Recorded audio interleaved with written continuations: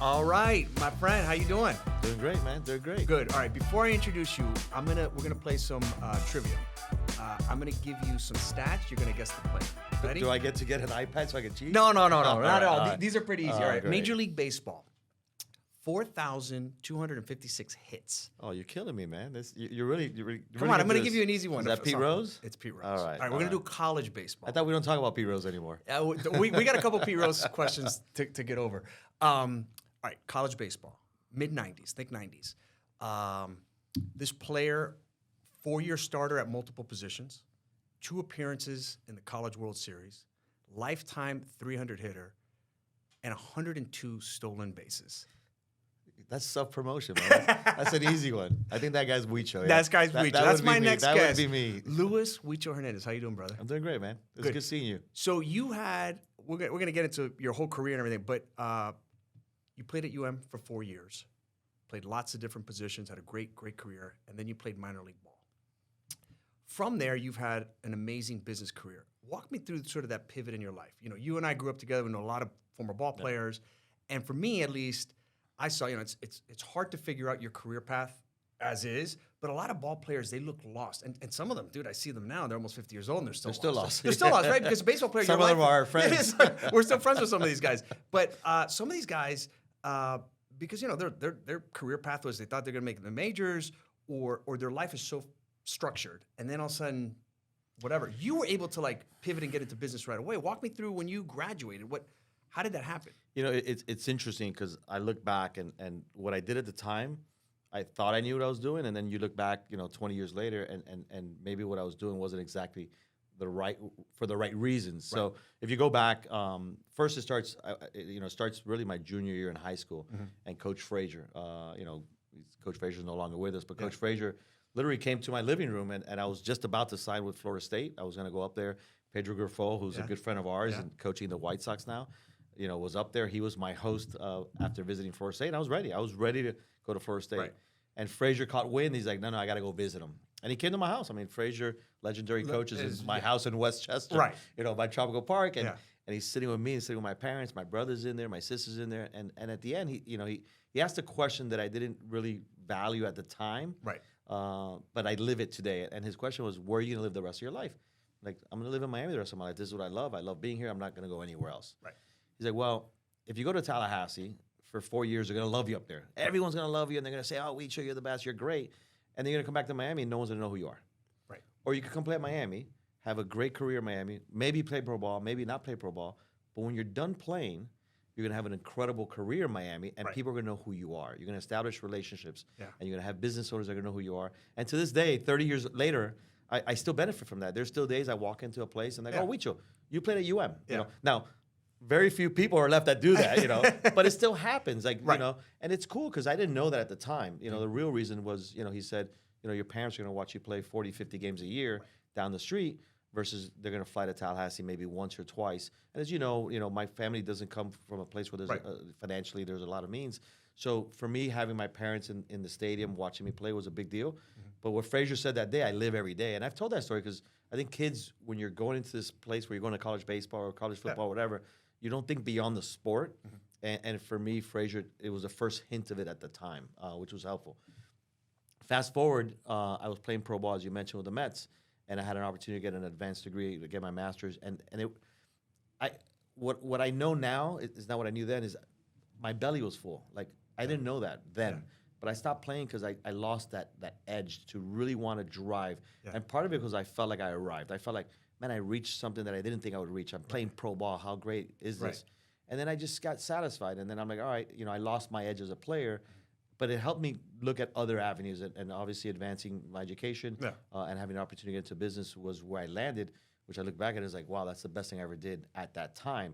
But I can't say, I knew it at the time. Right. I just kind of fell that way, and it just worked out for me. But it happened, why? Because an alumni at the University of Miami kind of pointed you in the insurance business, right? Or something like that? Yeah, so I got my master's in psychology, and I wanted to do sports psychology. To this day, I'm still fascinated by the psychology of sports, just like the psychology of business, and the psychology of the customer. There's so much that psychology plays into, and I thought sports psychology was an area I wanted to go into. So I was at a UM baseball game, just randomly walking around. I remember like it was yesterday, I was walking behind the dugout to get to the area where a lot of former players sit behind the dugout. This guy, Tim Schaefer, who's still a dear friend, he asked me, what are you doing? I'm like, I'm really not sure what I'm doing yet. Just got my master's. I'm back in town. He's like, come by my office this week. I want to show you what I do. I think you'd be perfect at it. And I went by his office. It was on Brickell, 999 Brickell. Yeah. And I went in there, and he had this little whiteboard back then. He's, with the whiteboard, he's going over these numbers and telling me, you'd be great at this. This is what I do. And I'm like, man, that sounds awesome. That's fascinating. Yeah. And I've always, finance was my minor, and I loved numbers. I was always good at that.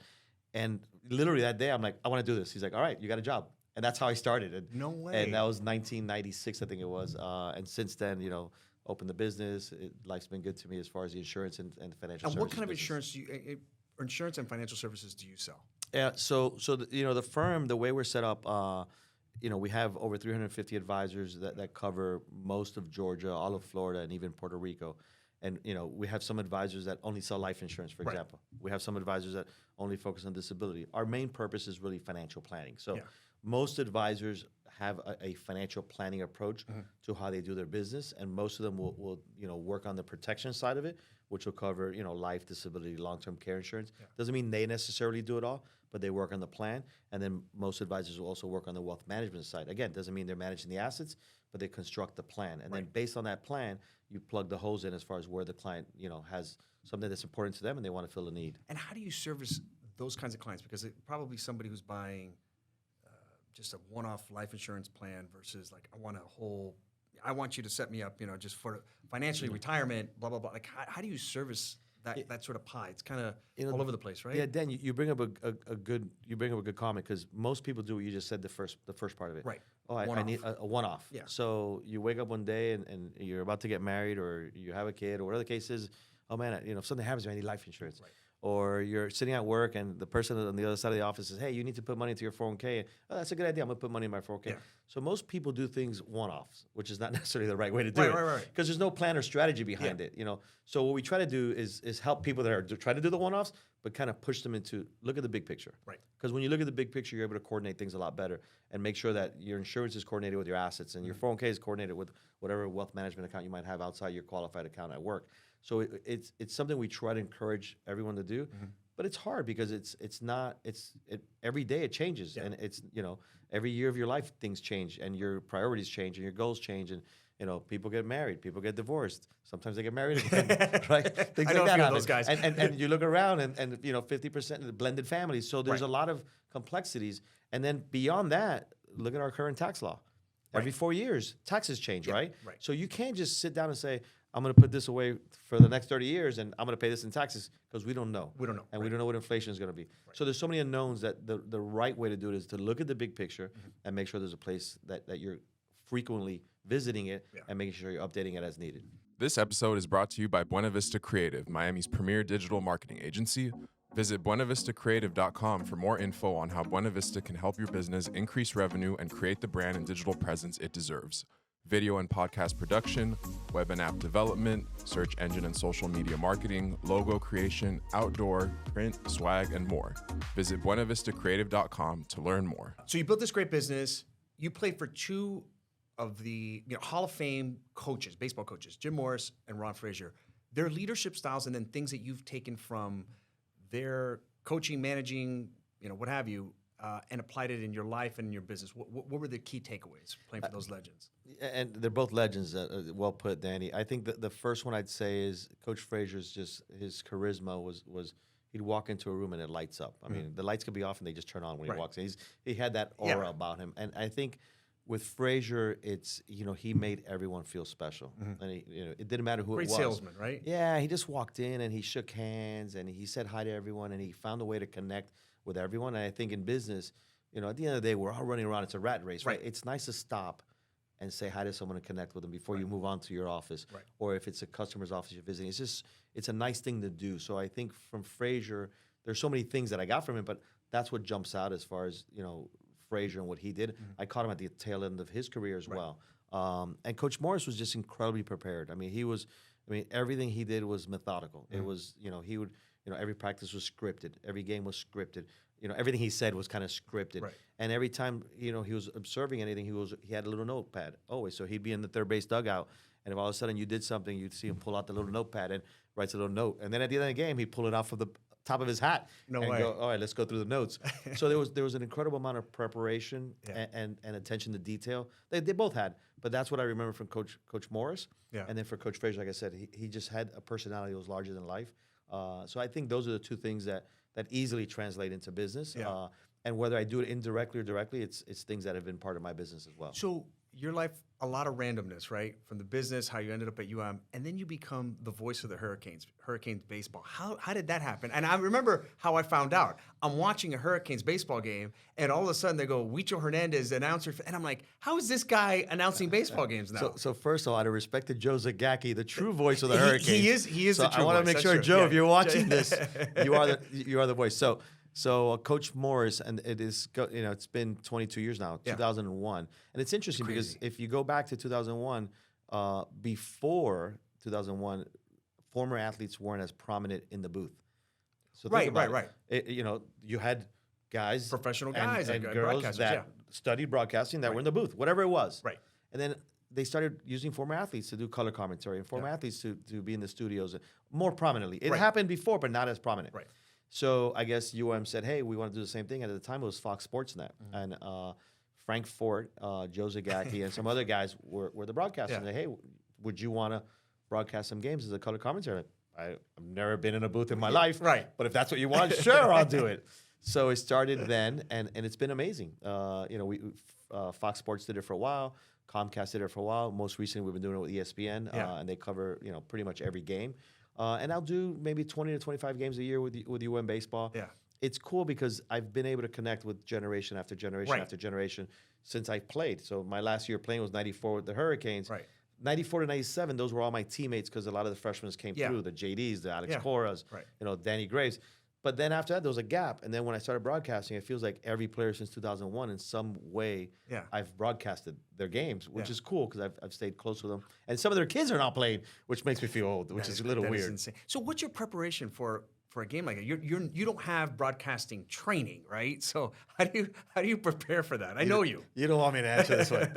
So the reality is they give you a ton of stuff, right? They give you all the data you need. Right. Again, this is just my experience, so this doesn't apply to every color commentator in the world. Yeah. They give you a ton of stuff. I cover baseball, and I'm the home team's color commentary. Yeah. So I know the program. I can sit there. Yeah, you're right. You and I can talk for the next 2 days, and I won't run out of material about baseball. Right. So when I go into a broadcast booth, it's easy for me to cover our team. So a lot of the preparation that I do is about the other team. All right. So because once you know our players, you know our players. Right. And there's always backstories you can use and stuff like that. So it's not as time consuming as it would be as if I was doing different teams throughout the country and stuff like that. So, and heavy ACC baseball, that kind of stuff. ACC baseball, and we cover ACC, so you get to know the ACC, you get to know college baseball, and it's fun. It's been, I do it and I get paid for it, but it's like a hobby. It's cool. It's like I'm on TV, you're having a great time. I'll tell you one funny joke. I love it because I've only done TV, not because it's just what I've done. Yeah.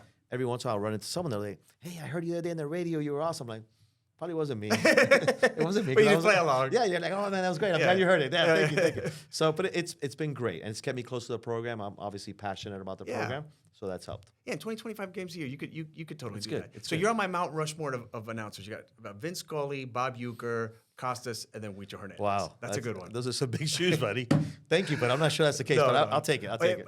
So let's talk a little bit about collegiate sports. Very different from when you were in 1994. Something that most people don't know, a college baseball team has 25, 26 guys on the roster. Up to 35 and in the roster. And you only have 11.7 scholarships to give out, which most people blows their mind when you say that. And then, first of all, how do they manage the team with 11 and a half, or a little less than 12 scholarships to spread across, almost 30 guys? How do they do it? It's almost like having a salary cap on a budget, right? On a budget, like right? a real tight budget. Right. So it's tough, especially for the small universities and the private schools. And the expensive schools. Right? Expensive schools. So when you get a Miami, a Duke, the Boston colleges of the world, they're the smaller schools that cost a lot of money to go to. It's very tough. So there's the NCAA controls it in a way as far as how you allocate those scholarships. So it's not like you can say, I'm going to put a little bit here, a little bit there, so that it's controlled somewhat. Right. You have to be really good at recruiting walk-ons. You have to. Yeah. You just have to. and you have to, sell them on the idea, come here, even though we're only going to give you a quarter of a scholarship, while maybe somewhere else is giving you, full ride. Financial aid does come into play in some cases. So you have students that or athletes that have financial aid helps them, but it's difficult. And I think it's a gap that the NCAA has to address, because it's really the only major sport where it's not a full scholarship sport. Yeah, it's always blown my mind. Money's played such a big role always in college, but now more than ever with NIL, and for those who don't know, it's name, likeness, and image, where the court said, look, these kids can start making money in collegiate sports.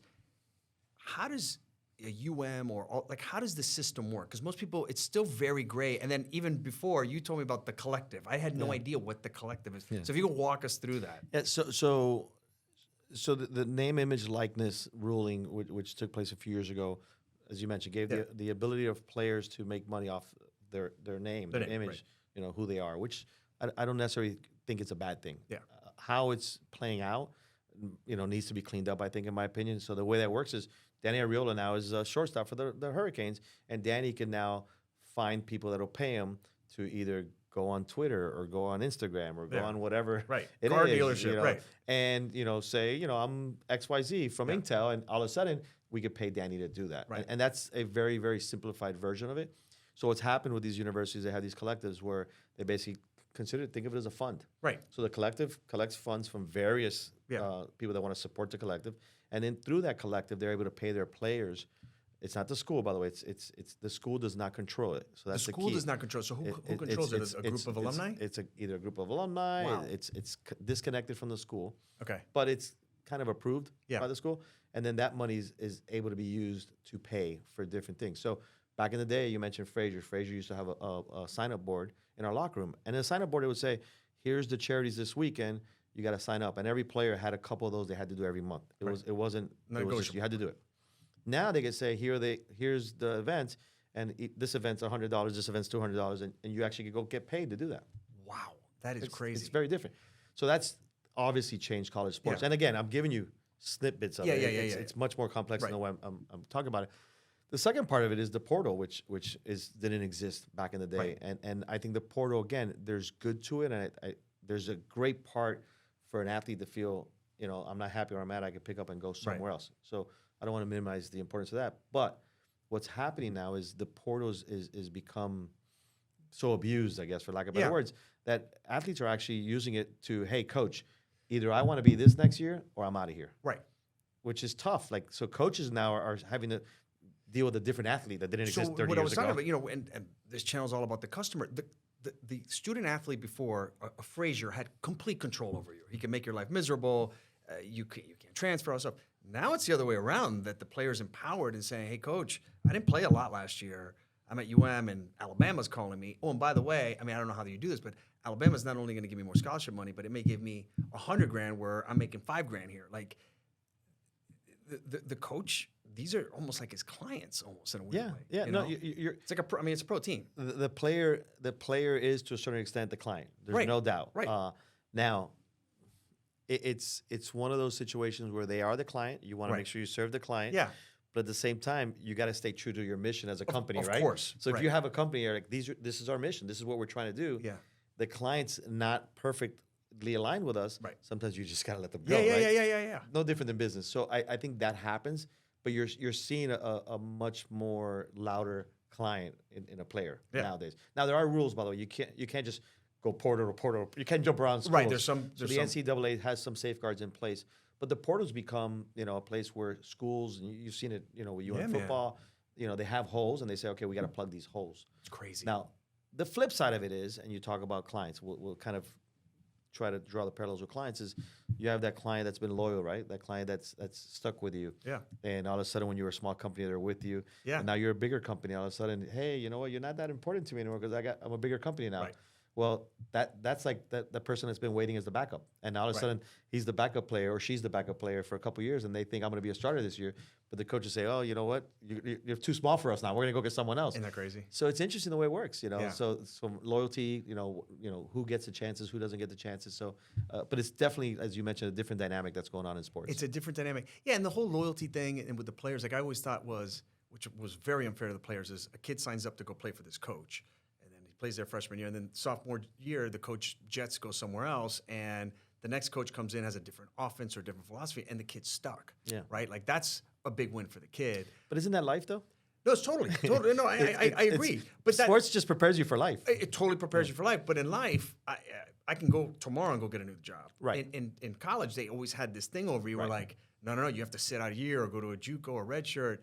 But I think it's swaying the other way where the kids are just, they're transferring here, they're transferring there, and the money's getting crazy. Yeah, I think the controls is swayed too far the other way. Right. I think, again, for an 18, 19-year-old kid to go to a coach and say, I want to be a starter, or I want to be the third batter, or I want to be this. If not, I'm leaving. And it's too much power, in my opinion. Yeah. And I think a lot of times you have coaches that maybe aren't strong or confident, or their job's in jeopardy. And they're like, wait a minute, if I don't do this for him, then he leaves. It looks bad on me. My contract's being reviewed. It's just a bad situation. It's crazy. The skill set of a coach is going to be totally different now. Completely. You're like a pro coach. Yep. And honestly, you're kind of dealing with contracts in a weird way, where before it's like, here's a scholarship kid, and wait in line, and you got to compete for the job. And now it's like, here's a scholarship, but by the way, I don't like it. You're on the clock, buddy. I'll transfer to whatever school. Yeah, it's you're kind of a pro coach, but to many extents, it's worse than a pro coach, because a pro coach, they're kids, and a pro coach, you get sign your core players for 10 years. Correct. You're not signing for 10 years year to year. in No, college, right? So it's interesting, because like in business, you can sit down and say, we're going to put this long-term strategy in place for our customers. Right. And this is our strategy, and we're going to be here in 6 months, we're going to be here in 12 months, and 3 years, we're going to have developed this. And you can say our customers are going to be incredible. They're going to love where we're at, and it's great. In college, you don't have that runway. Because the players change, at least every 4 years, but they change obviously every single year. There's so much turnover. And in NIL, so you hear all these numbers, but you never get the right number. So NIL, top college quarterback, whatever they're saying, makes $1 million a year, whatever that number is. A really good D1 baseball player from a program at an NIL deal, what are they taking home? 50 grand, 20 grand? I have no idea. It's again, and this is hearsay. So hearsay, right? Nobody knows. Hearsay is that they're approaching or just above 6 figures.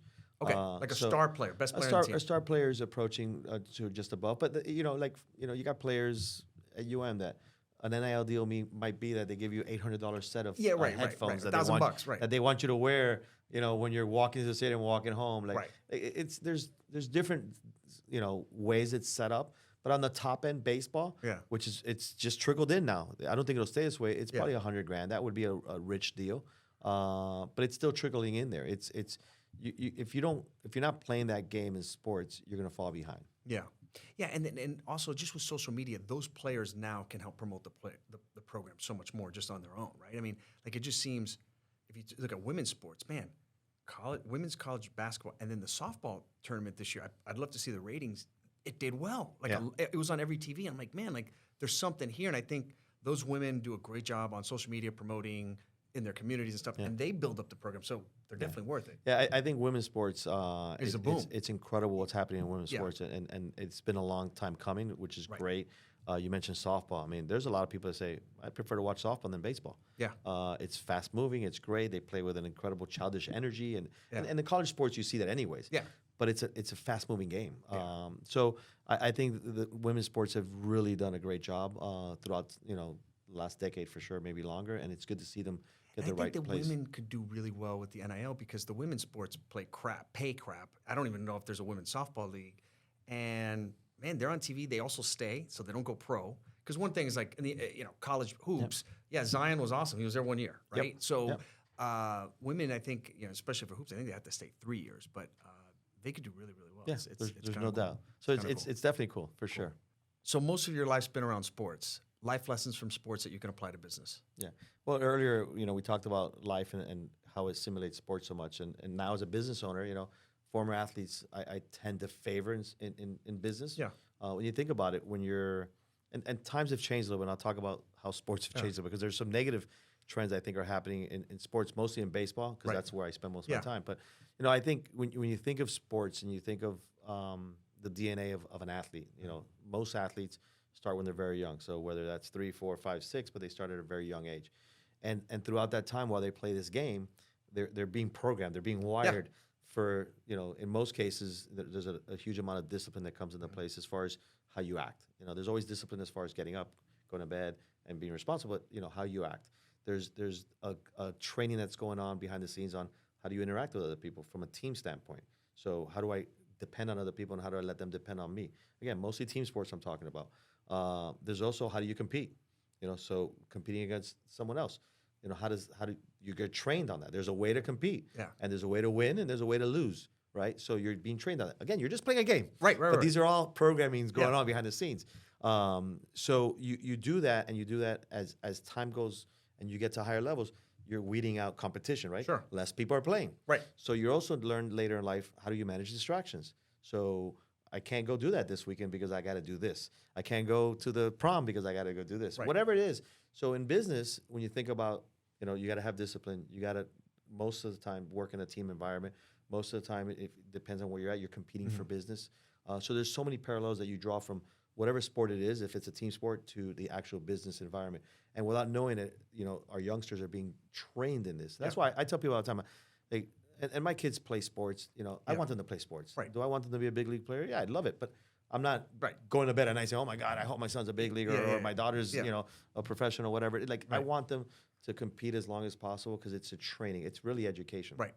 I mentioned there's a trend in baseball that's a little disturbing for me. So now baseball, the way it's become is they play tournaments. So you and I, when we grew up, we played in 2 seasons. We had the academy season and we had the Corey League season. Right. And then you'd have a summer team that you'd play. Yeah.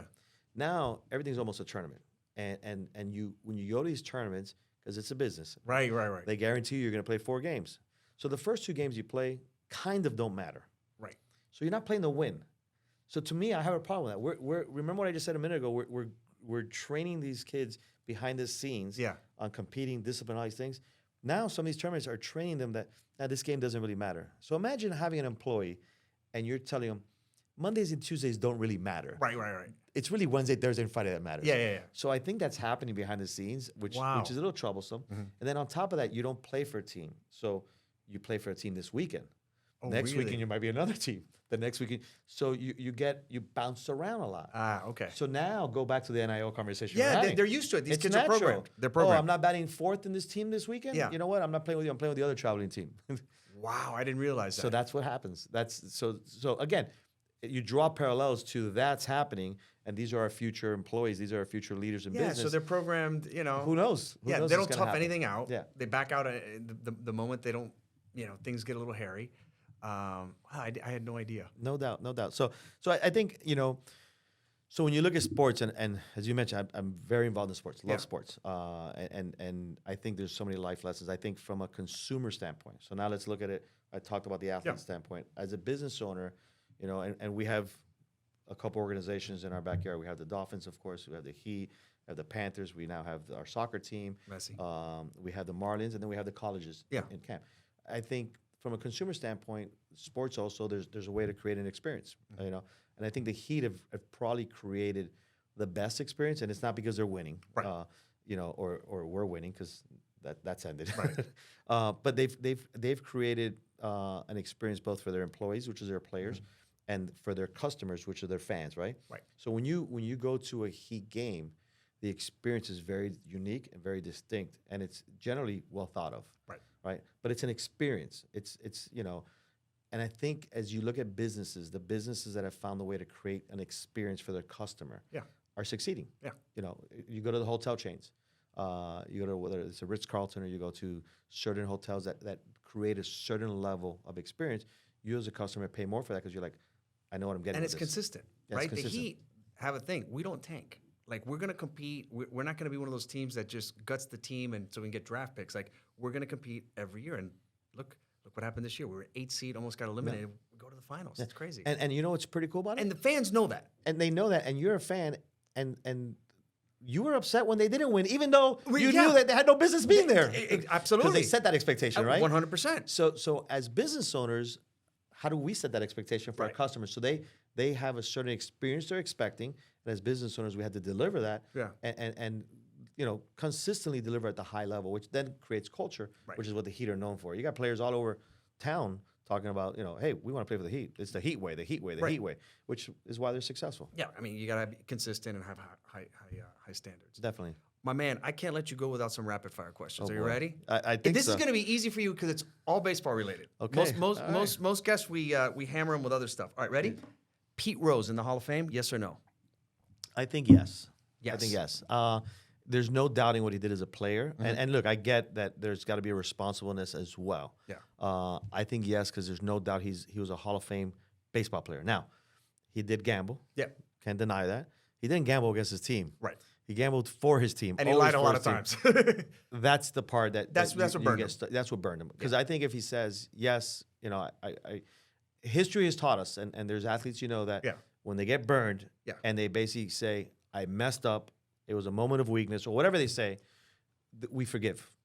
It's the difference between Andy Pettitte and Roger Clemens. Andy Pettitte came out and said, "Hey, I did it, man. I'm sorry." But you probably didn't even remember Andy Pettitte got busted. No. But Roger Clemens, Yeah. right? And I think that's it's a life lesson, right? All right. So on the heels of that, the steroid guys, the Bonds, the Clemens, do they let them in?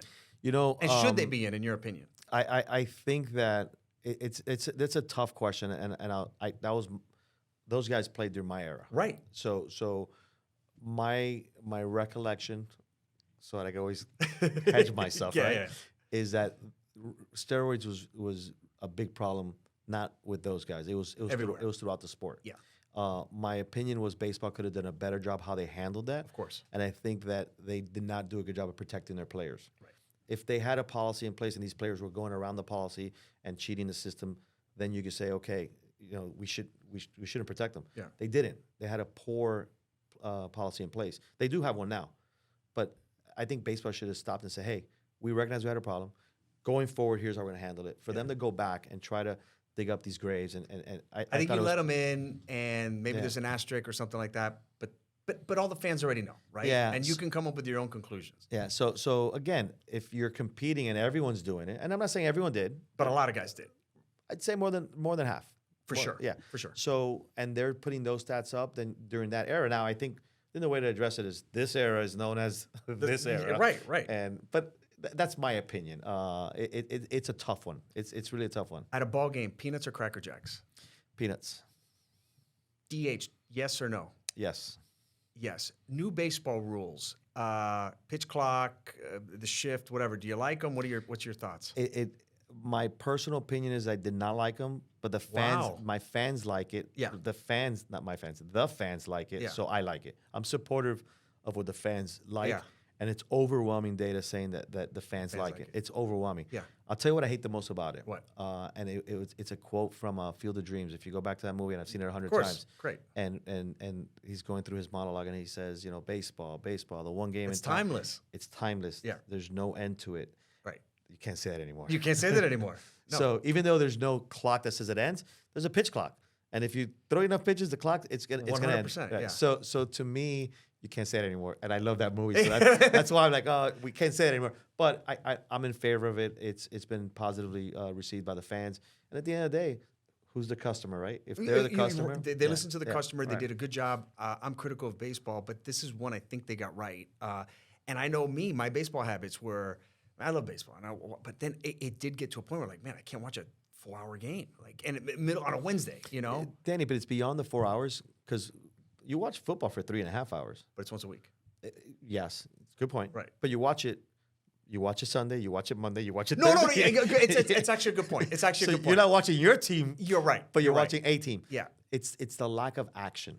The lack of action, you're right. Because And- the shift was actually as much of a problem. Yeah. So you had the shift. You have lot of strikeouts. analytics. Analytics got too good. Analytics got good. So the game is played a little differently now. Like, hey, don't steal bases anymore. Analytics say it's not worth it. Right. Hey, don't bunt runners over. Analytics say it's not worth it. Right. So a lot of things that created action don't have it. So now the problem is when you watch the game that takes you 4 hours and you say, well, I only saw 20 minutes worth of action. Yeah. It's not a good deal. Yeah. It's just not a good deal. So that's what's, I think it's the two combined. And strikeouts are through the roof. The strikeouts, which through means the- no action. No action. Right. Should a grown man be allowed to bring a baseball glove to a game? Yeah, why not? A fan in the no, not allowed. What are your thoughts on a grown man of a certain age bringing a glove to a game? They should be allowed. Yeah, allowed, What no are my problem. thoughts? Come on, man, catch it with your hands, right? Yeah, come on. Yeah. All right. Use your hat. Use your beer cup. You got a what- beer mug, right? Right. What if you could change one rule in baseball? What would it be? Well, that's a good question, Danny. One rule in baseball. If you want to speed up the game more, I would mess around with the force balls and 3 strikes. Whoa. You would change that. I would mess around with that. I don't know the answer to it, but I would look at that.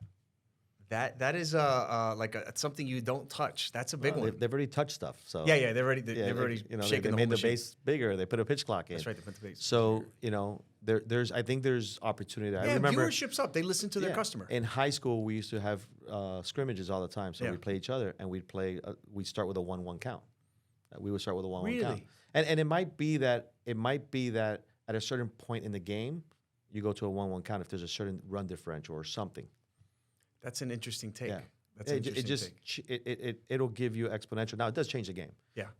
So baseball's so married to stats. Yeah. That I don't even know how they would take stats on that. Right. But You played a lot of positions. What's the toughest position to play in baseball? toughest position. It's I would say, and this is not from personal experience. I would say the toughest position, not from personal experience, seems to be the catcher. The catcher, because you get so much going on. It's so demanding, and it wasn't until later on, after my playing days, that I realized the catcher, not only the physical demand, but the mental demand of having to prep and having to know every hitter you're playing against. Yeah. If you get an opportunity at any point to listen to a big league catcher and talk about the work that goes into preparing for every game, and the data analytics on every player, and they're calling pitches and they have to do all these things. And then worry about their own hitting. And then they go about their own hitting. That's why when a catcher hits, $120, it's okay. He's a catcher, right? Right. And when they hit 300, they're like, oh my God, this guy's the best. But it's actually fascinating if you get a chance to listen to a big league catcher talk about the workload physically and mentally that goes into catching. That's why so many become managers. Yep. They Good know point. the game. All right, one last question. Who will be the next UM baseball coach?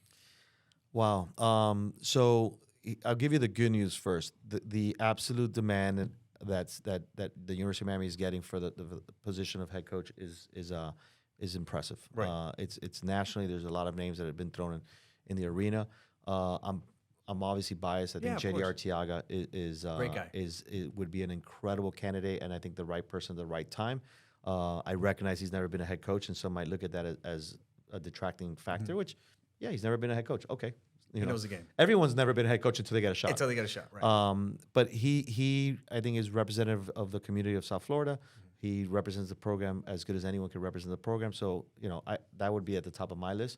But who knows? Sometimes you don't know what you don't know, and I trust that the administration that they've been put in place in Dan Radakovich and those that are supporting him will do the right thing and find the right person. And I think the program is definitely on the rise.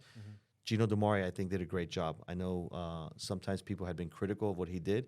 I mean, when you look at the pure stats on what he did outside of games, he didn't get over the hump. Yeah, he did a great job. But people think it's easy to get to Omaha. Brutal. It's not. Brutal. And once you climb that mountain, sometimes you hit it a few times in a row, and then you look at it over a period of time. And I think Giannis, I can never pronounce his last name. The freak, the Greek freak. Well, he had a great press conference with us. He had a great press conference when they got defeated this year, and he says, I don't think it's a failure. You got to look at it over a scope of time. Of course. And I'd be the first one saying, what do you mean it's a failure? Yeah. But then I heard him like, man, he's right. He's totally right. Jordan's career was awesome. Most of his great, one of the best careers ever. But remember, he had to go with the Pistons. But most of his years ended in failure. Most of them.